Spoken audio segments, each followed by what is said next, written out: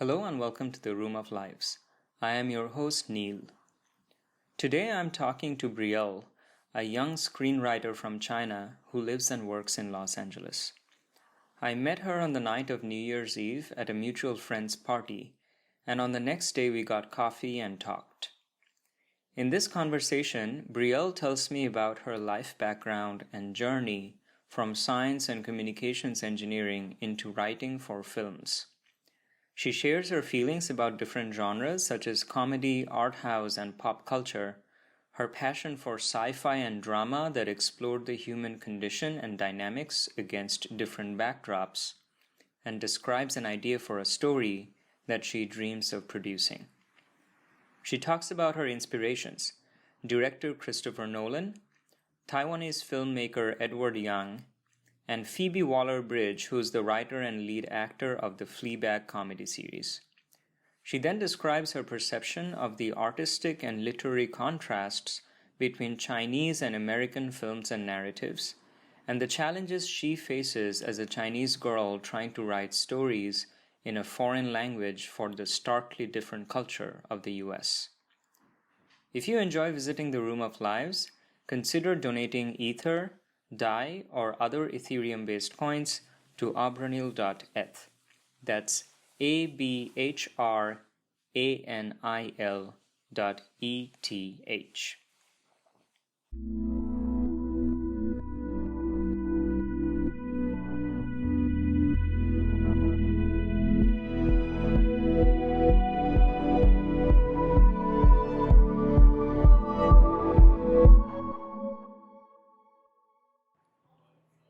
Good. Okay, I'm ready. Ready? Okay. My first question is... Oh, cool. Give me a brief background of yourself. Like, where did you grow up in China? When did you move here? What did you start studying? And I know that you moved a little bit, shifted from something like science to... And then how did you ultimately end up where you are today doing like film and screenwriting and whatnot? Just a kind of like a background. Okay. So, name's Brielle. Yeah. I was born in the. What's your real name though? How do you pronounce that? 于可. Say it again. 于可. Okay, I won't try it. What does that mean? So it's two characters. The first character means rain. The second character 可 means, well, it will mean differently when it stands with other characters, Yeah. but usually it kind of grants approval. Yeah. So, okay. but actually there is a story behind my name. The story behind my name is that it's a little bit hard to explain in a podcast because I have to draw it to show you. Yeah. But long story short, like the simple version for that is just like my name. The first character is taken from part of my mom's name, and the second character is taken from part of my dad's name. So it's like I'm a combination of my mom and dad. Yeah. Yeah. Nice. So that's the sort of my name. Yeah. So I was born in Shanxi in China. It's like in the west part, which is closer to Beijing for you to kind of have a better idea of like where like the geography. Then when I was 5, my family moved from Shanxi to Wenzhou. It's a mid-sized city by the ocean in Zhejiang province, which is like right below Shanghai. So it's in terms of like economy and education, it's like a more developed place than my original province. I like both places. I like so many cities in China because they all look very different. They all each of the city has very different features and they're all very cool. So then I kind of mostly grew up in Wenzhou until 18. I graduated from high school and then I went to Beijing for college. And at the time, because like what we talked before, in China, at least when I was back in high school, in high school we kind of have to choose your focus on science or liberal arts. And at the time, I didn't really know what I really liked, so I just went with the mainstream, which was science. And then when when I got in college, well, so that your focus on high school will kind of restrict the majors that you can choose for your college. So when I went to college, like my first major was information engineering, which was not exactly what I liked, but it's like you got that score, and you also like the university, which is Communication University of China. It's a pretty cool. It's like top communication school university in China. So that part is cool. So I feel like, oh, that would be cool, and I like Beijing. So all those things, but the major isn't really my ideal one. And then because this CUC is like a school where you have many people who major in entertainment and TV and also films and theater, a lot, that kind of things. So we have a lot of like events and student organizations that actually brought me, that kind of like draw me into all this like another world, like liberal arts world, say like entertainment world. So like after 2 years, after the first year, I took a minor in digital media art, where we had lessons on all different kinds of stuff, like in the whole like area of media, which is like so wide. We have like academic lessons on media and communication, but also more specific lessons on animation, editing, writing, like also just like filming, all kinds of things. So after that minor, and also my all my experience and involvement with all the entertainment part, I started to feel like this is actually what I like. And also like I've been having the habit of just writing, like just like writing freely in a way, just like on a whim, that kind of thing, from when I was really young. And at that moment, after I took a minor, where I did have probably my first writing class, like official writing class, I started to, all these, back in the days, all this like hobby of writing, all those interests and those things all kind of like came back to me. At one point, I started to feel like, oh, I don't think it was a very strong feeling, but it kind of just like slowly nudged me toward the direction where I feel like, oh, this is actually what I want to do. And I had the opportunity to transfer my major. So after my sophomore year, I transferred my major from information engineering to screenwriting. So then 2 years thereafter I graduated from college, I applied for MFA, like a Master of Fine Arts program in the U.S., mostly in LA. I wouldn't say I'm very content with what I got into, but also I wasn't surprised because I just transferred my major, and I didn't come from a background where my parents or my family have any knowledge in like entertainment or film area. So I wasn't like. So I would feel like I got into the area so late that I didn't really have enough knowledge or ability to really go to a great film school anyway. So it's like I'm not satisfied, but I'm not surprised either. But also I feel like it's also important for me just to just broaden my views, and I don't think just wasting more time or money on trying to apply for another year would help that much. So, but anyway, after that, I was admitted into Pepperdine University and their MFA screenwriting program. So that was like back in 2017, and so this summer in 2020, 3 years later, I graduated from the program.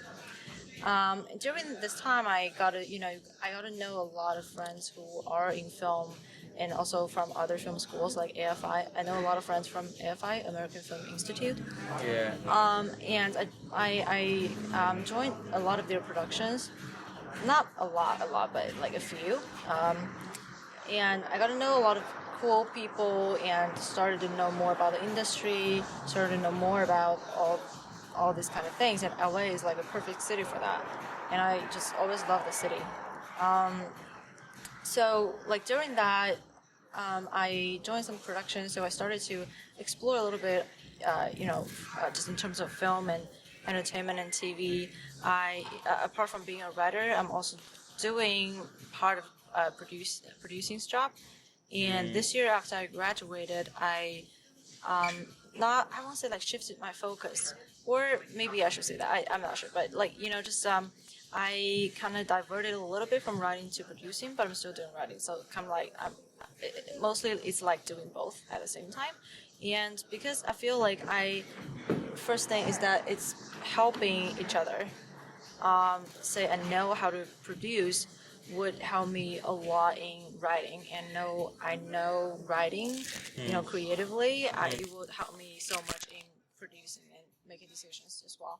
So it's very beneficial bilaterally, and on the other hand, it's just like I feel like both are fun, and I'm still very young. I just graduated. I'm like just building my career path and still exploring everything. I don't want to limit myself to only one very specific area, because like you probably already know now that I like to take risks and experience new things. So I think it's all very fun to me. Like you are doing projects in the same time you're learning things. Yeah. So yeah, right now I'm just like doing both, like writing and producing. I have a few projects at hand which are pretty cool, and even though it's in film it's like you have so many things, you have so many projects to juggle, and you feel like sometimes you will be drowned by it, but if you like that kind of lifestyle, it's also fun. Like you're super busy, but it forces you to grow. There's a lot going on.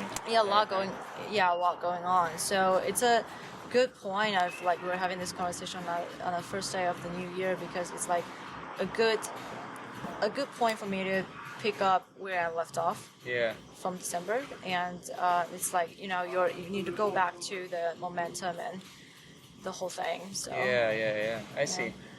What kind of stuff do you like writing?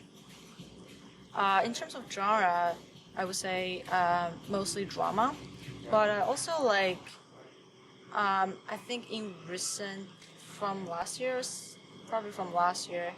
I started to explore comedy as well, which is fun because I used to kind of like hold discrimination against comedy. I feel like comedies are usually just pretty not like deep enough. I prefer deep and profound and philosophical things. And back in the days I felt like only tragedies or serious drama can do that. Yeah. But then I came across some really good comedy that also make you feel the same way. Yeah. So that later changed my opinions, and then I started to also like discover that way. Actually, me as a person, I also like comedy. I also like to joke about things and have fun just with friends in general in life. And I feel like actually maybe I can try to incorporate that part into my writing. Yeah. And also again, because back in the days I feel like if I don't like this genre, I won't spend time exploring that. Now I'm like, actually, no, even if it's not really my type, I still feel like, as a writer, as a creator, as a storyteller, it's still important for me to know at least the skills, or just the whole idea of how to develop it. And again, sometimes like you don't know. Maybe like next year you will like this genre that you never thought you would like. Yeah. And it's all like a fun ride and new experience, and that's all very important to me. So, but apart from that, I would say also thriller or suspense, they're all very fun genres, and also sci-fi. But no matter like which genre it is, down to the heart, what I focus or what I like the most is always about like serious, or the core is serious, but it's not. But this like the surface can be fun. Yeah. But like the core is still about serious human conditions, like human relationships, and our the conditions of our lives, and how we live in this society. Almost like sci-fi and comedy, they're all just codes. Yeah.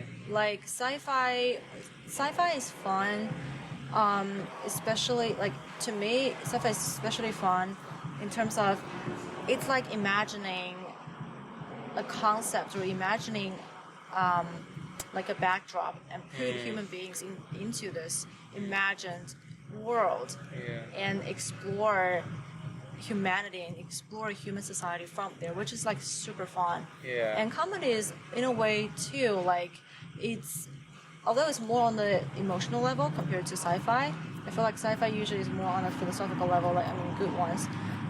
Comedy a lot of times is about emotionals, but that's also important because like exploring humanity on one hand it's like exploring philosophical ideas, on the other hand it's exploring our like human psychology, and that's like just concerned about that's just directly related to emotions and feelings. So yeah, like no matter which genre that I go for, like what fascinates me the most is always the human relationships and the whole like just the exploration on that part. Yeah, so even if it is sci-fi and it is taking place in some make-believe world, Right. the ways that the humans are responding to that world and going around in that world kind of can show you a picture of the human psychology that is common to like Right. this world also. Yeah. Yeah, that's kind of interesting. That is kind of interesting. So what is one of your favorite things that you have written? Like you've written multiple things. What if you had to pick one story that you like that you have written? I would say right now I do have this story in my mind that I plan to write. I already made a pitch deck, but I haven't really written it. Yeah. But that's currently my favorite idea, which is imagine a world where all the where the gender is flipped. Okay. Everything that relates to gender, where originated from gender, is flipped. And say right now we are in a patriarchal world, and then the flip world will be the alternate world will be a matriarchal world. Imagine that kind of world. And we have this like a it was like a typical man-hater woman who just got fired by her boss because of sexual discrimination. Then she's like very whiny and she's like, I hate men so much and blah blah, like she's throwing hate. But like after she gets drunk at her friend's place, next morning she wakes up and she finds, wait, it seems like something's off, like she's somewhere else. It's not exactly, something is unfamiliar, which is like, wait, she's actually in a world where she has imagined, because she hates men so much, she wants to be in a matriarchal world. And now she wants to take advantage of that matriarchal world because men are discriminated. So she wakes up in a matriarchal world. Yes. Okay. She wakes up in a flip world. So like her dreams came true. Yeah, her dreams came true. So she wants to take advantage of it. But then she realizes she is actually the marketing head of the ongoing and also most popular men's rights movement in the U.S. What movement? Men's rights movement. Men's rights movement. Yes. And she is the head, although she's a woman. Yeah, so okay. she is kind of like a celebrity in that world where she holds a very important position in this like social movement organization. So she's under so many eyes. Although she doesn't really care about what men think about her, or if they really like her or hate or whatever, because she feels like finally my dreams came true. I want to take advantage of everything, but she doesn't really want to lose her job because it actually pays her very well. Like she suffers no financial concerns or whatever, so she feels like, okay, now I'm kind of in a situation where she's adapting to this new world where where she's still trying to milk the opportunity, but she has to be careful not to be exposed because then she will be fired and she will lose all she wants. And in the meantime, she later meets this guy who's also from our original patriarchal world, who is like one of the worst misogynists that you can think of.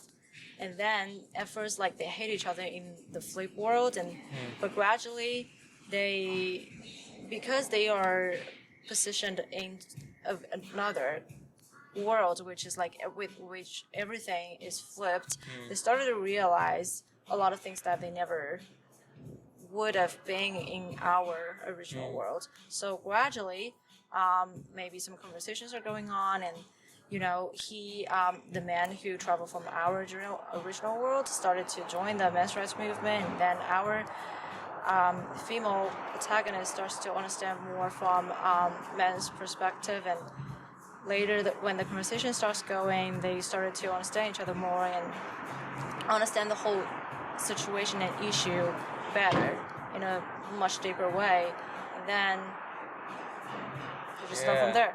Okay, cool. Yeah. So I pictured it to be a limited series that's like probably going to be carried by platforms like Netflix. Yeah. And it's a limited show, 2 seasons, each season like 10 episodes or so. Oh. So this could happen sometime in the near future. I wish. Yeah. Because I made a pitch deck, and when I was exploring the story, I felt like I had a lot of fun. Yeah. There are a lot of things to be concerned about, because in the flip world, there are many things that you kind of have to delicately design. Because all the gender issue is like a big one, because there are a lot of theories and arguments going on, and you don't know which one, like nobody can, there's almost like there's not a correct one on that. It's just like so many things going on. Yeah. And you kind of have to think a lot about feminism or equal rights and sexuality, those kind of things, like from like in our world, and then try to see how to design flip world and still try to deliver the message and have fun. Yeah. Have fun at the same time.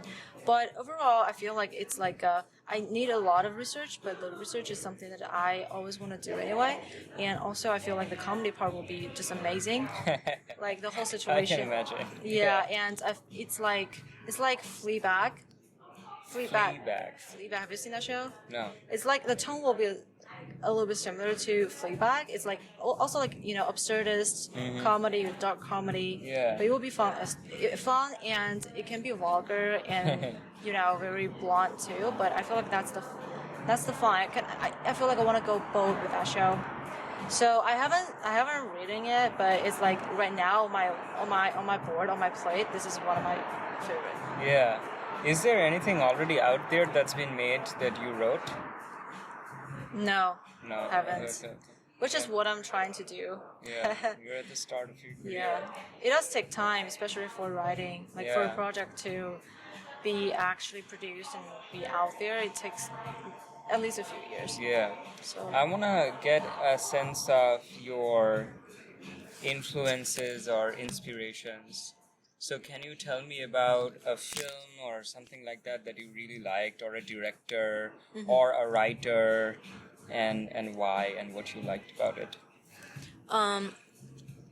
Okay. I remember for many other filmmakers, they're like, I have this filmmaker who's my inspiration that made me that's like the final note for me to decide, I want to do films. Yeah.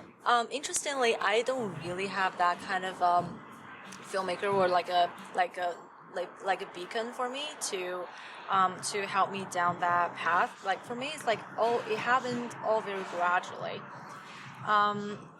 But I would still say, when I was in college, when I didn't watch enough, good content, or just most of the things I watched at the time, because I was so early. Just into the door. So a lot of things I watched were mostly pop culture. Yeah. But among pop culture, I've noticed that many people really love Christopher Nolan. Like he's like it's a special, but it's like he's so popular in pop culture world, like in film. But I do appreciate some of his films when I was in college. I still appreciate them, but I can also understand a lot of critics, a lot of critics' opinions on why his films are not that good or whatever. Yeah. I understand both perspectives, but what I liked about Nolan at the time was he's really good at making it still pop culture consumable. But still, it has something fun in terms of a psychological conflict in there. Yeah. Like The Dark Knight, a really classic example. The Yeah. Inception. These two are one of the best. And also one film before Inception. No, The Dark Knight. What's it called? It's like it features Hugh Jackman and what's the actor? Shit, it's a really great one. I'll have to remember that later. But The Dark Knight and Inception are good examples of how you can make some philosophical ideas fun by coding it with pop culture. Yeah. Of course, his like films have a lot of criticisms, with either female characters or like just characters development in general. But I think in a way they are a little bit, because every film is different. Yeah. Like it's not what Nolan's films focus. Yeah, I see. Just like it's never fair for me to compare Marvel movies to art house movies. Like it's not fair. I think what's fair is that you compare Marvel movies to each other. You compare popcorn movies to popcorn movies, and in popcorn movies there are still good and bad. And art house is art house. Like I don't think you should compare. Like it's not fair for you to compare things that are so different. And each of them has their own fun. So like Christopher Nolan is like a good example. Yeah. After that, like what we mentioned earlier, Fleabag. It's a British show. It's very short. It has 2 seasons, and also like each season only has like 8 or 10 episodes. It's the lead actress, and the writer is the same person. She's like super talented. Her name is Phoebe Waller-Bridge. I really like her. My show, actually, when I was like picturing my character in the show, that the idea I just talked about, I was actually it was her that I pictured in my mind because I really like her. I really like Fleabag. Fleabag season 2 is so good. Like season 1 is good, but it's not as good as like wow, this is like really worth watching. Like season 2 is like. It has a deeper. It goes deeper. It brings in religion. It brings in human psychology, and also it brings in a lot of fun, where she explores just cinematic techniques. So it's like it has so many things, and it's just like very great, and it's very resonant. Yeah. It's like very resonant, you know, to daily lives. So I would say, like, for shows, like right now, one of my favorite writers is Phoebe Waller-Bridge. Yeah. She's so good at comedy. The other, then if we go broad, one of my favorite writer, or I would say like writer-director, because he does both, is a Taiwanese filmmaker, Edward Young.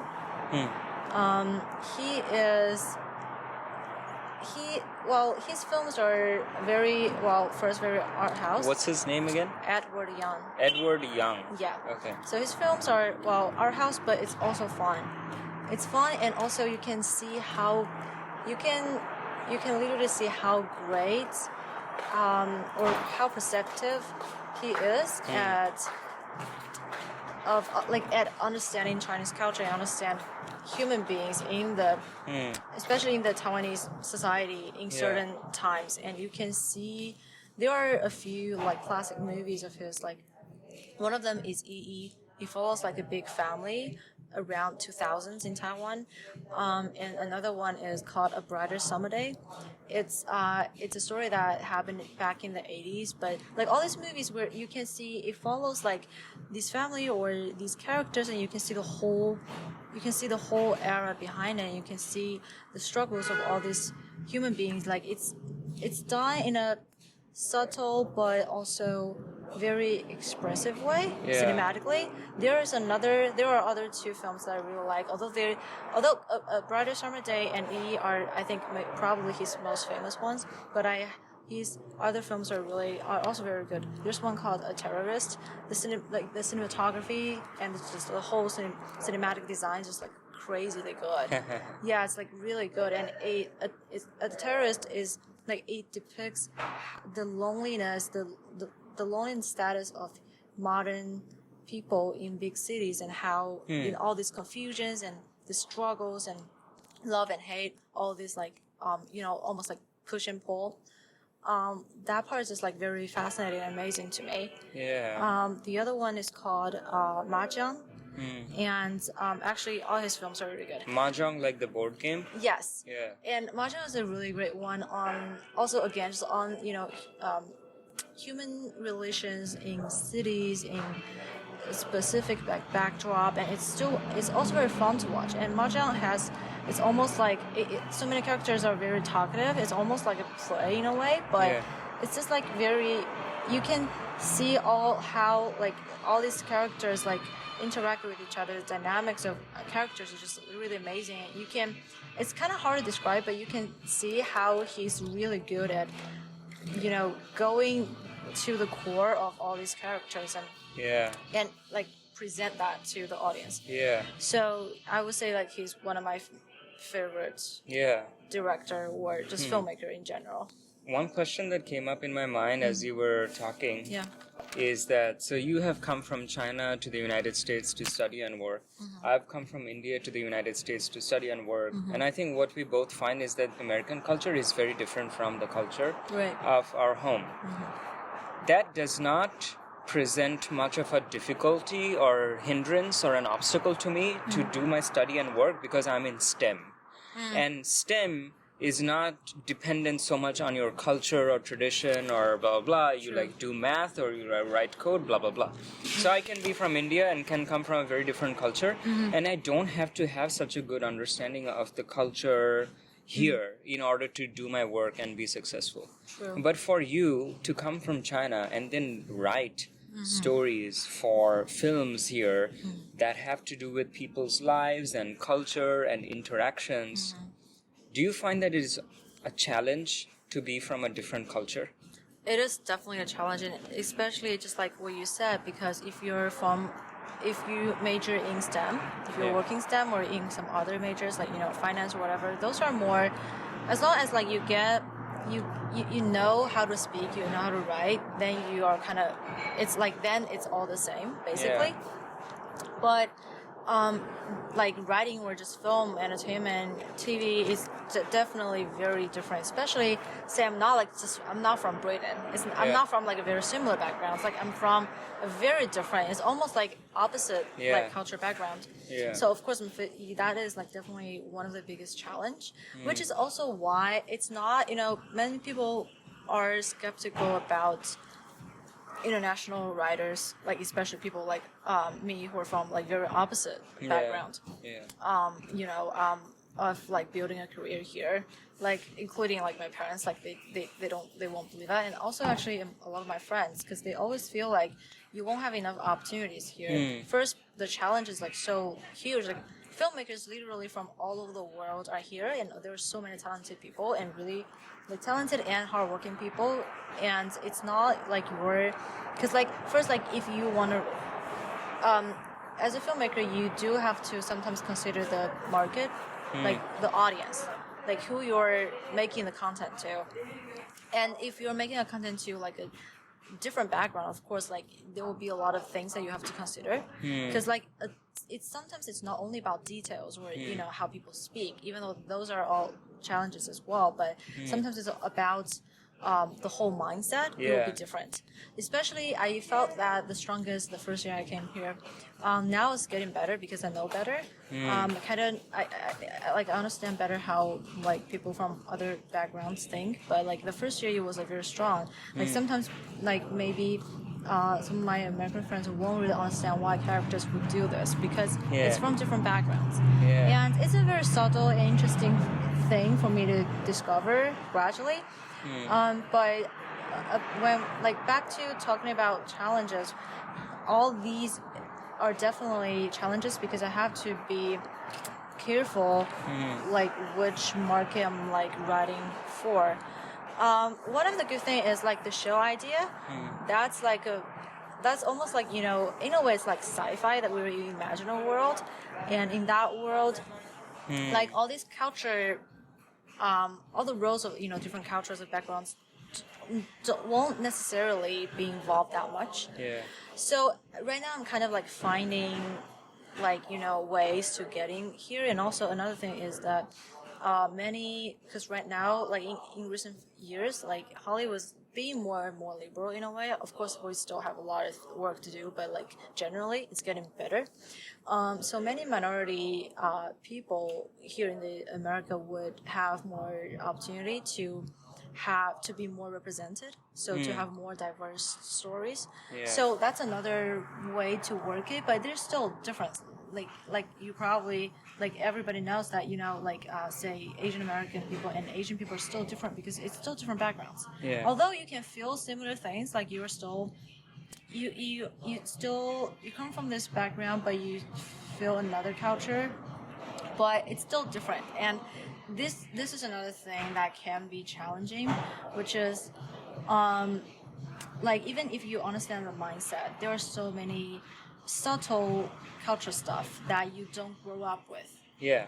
And you have to do a lot of research and on that part. And so what I've been doing is like just going with stories that don't really involve those, because on one hand, like I can't really do that anyway, because I didn't grow up there and I don't have those things with me. Then the challenge comes to language as well, because I'm writing. It's not like I can't. It's fine for me to understand. I have to write it, and writing is like it kind of requires the highest of your capability of a language. Yeah. And I'm still learning and trying to like make myself better and just to improve. I'm still in a way struggling with this, but on the other hand, sometimes it can be, confidence crushing, because you will feel like frustrated about because mastering a language takes so much time, and simultaneously I'm both learning filmmaking, screenwriting, and I'm learning English as well. Yeah. And yeah, it's a lot. Yeah, a lot, like learning everything together. Yeah. So that is definitely a challenge, but on the other hand, I feel like for me right now, I'm not tired of learning yet. So I don't think it will. Well, let me put it this way. So like I know this is like a big challenge, and that's what many people think, but I think sometimes it's still about how, if you want to do it. Like we all know it's difficult, but the difference is if you decide to take the challenge and challenge yourself, or because it's difficult, so I prefer not.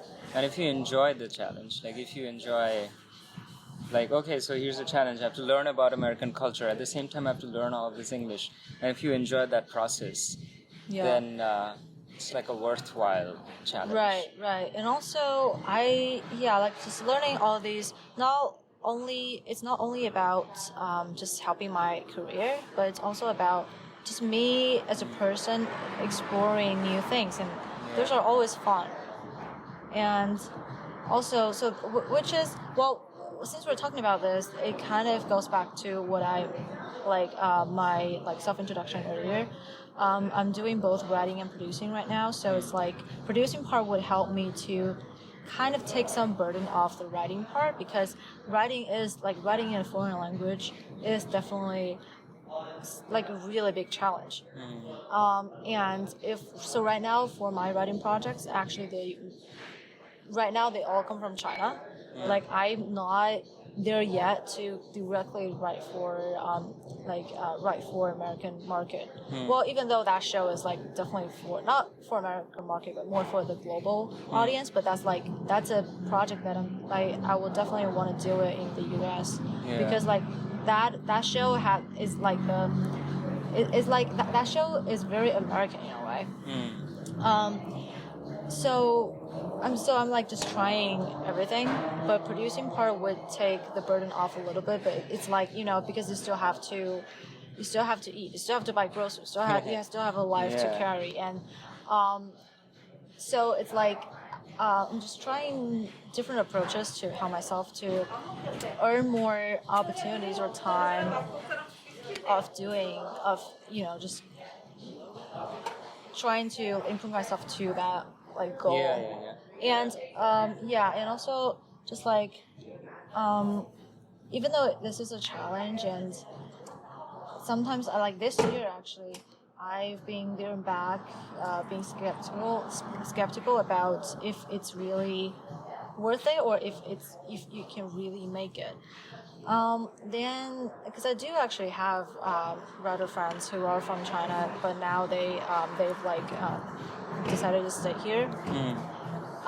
And they do need to. Well, most of them still, both writing. They write both for Chinese market and American market. But I think it's like a whole process, because even if you come from this background, you still need many years to build a career anyway. And I feel like right now I'm not tired of taking challenges. Why not? Why should I just quit? If I want to quit, if let's say I stay here for 5 years and nothing works, I can always go back. But if I right now, I feel like I still have the, the energy or mood in general just to struggle with it, then I don't think I should just quit.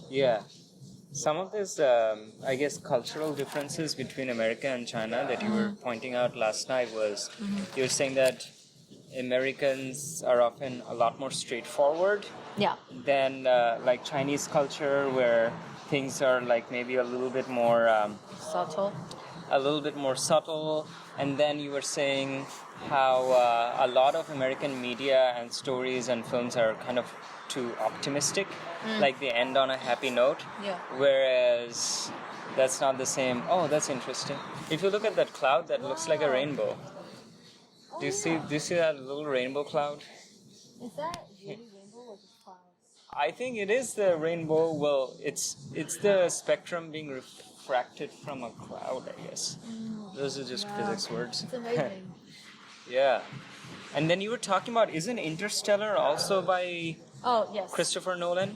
But you said something like Interstellar is kind of like just this chocolate that is just presented to the audience. I remember Whereas that. you were saying that the kinds of stories that you like in film is layered, where it's as if the story is revealing itself layer after layer after layer. So you're like unpacking a gift, box inside box inside box, and you're learning layer after layer. You go deeper into the story of what the film is like.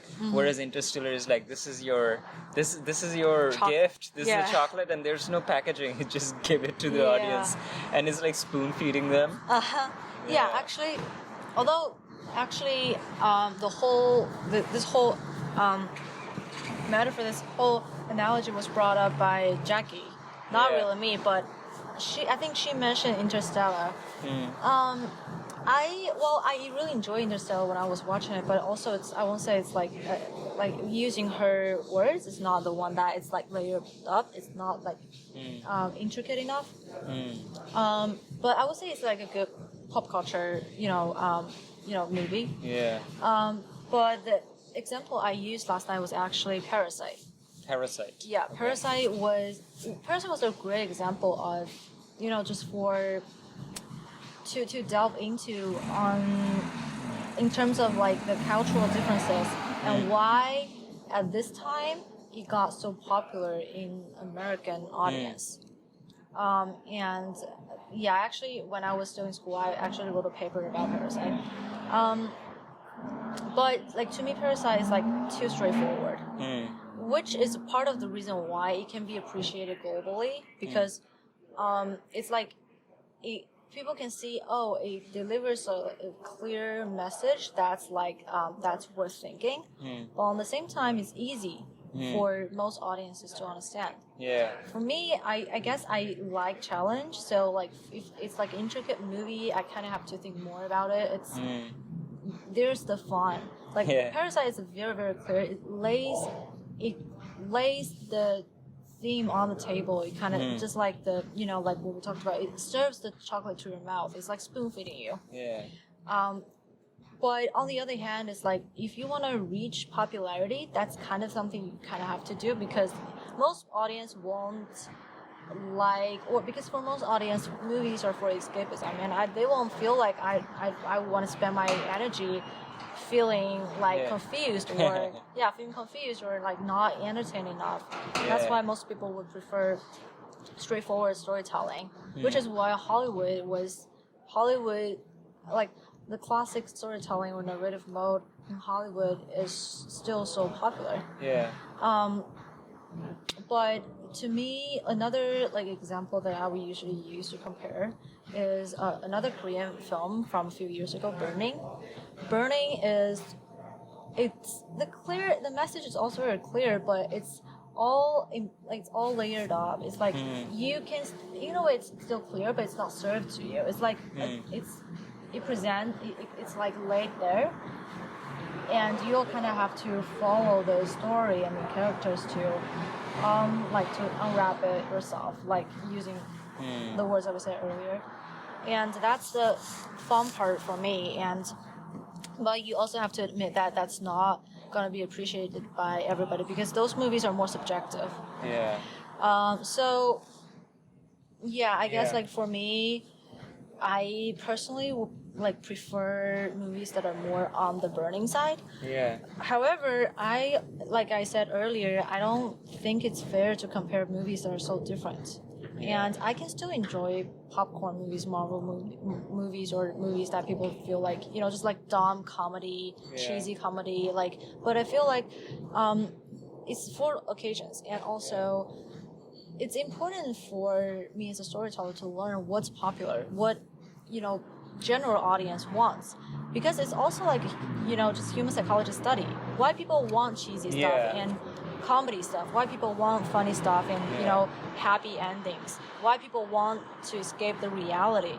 Just like the other day I was listening to a podcast where they were kind of predicting the film industry in 2021, and they were saying they heard about many words saying how studios or producers want funny and escapism like stories, because like this year is like sucks so much. It's so depressing, so nobody wants to watch pandemic movies, even though at first people feel like, oh wow, we definitely want to reflect what we're living through, want to make pandemic movies, but it also makes sense because we are living in the pandemic, so most people won't want to watch depressing it's everywhere. Pandemic movies. So that makes a lot of sense, and it's all, in a way, if you want to see it as like a social experiment, all very fun. It's a social experiment on human beings. So I think it's both important, and still I can still enjoy popcorn movies. Just like I just shift mode when I watch different movies. Nice. Well, I feel like that's a pretty good summary of all the things that I wanted to know from you in this impromptu conversation.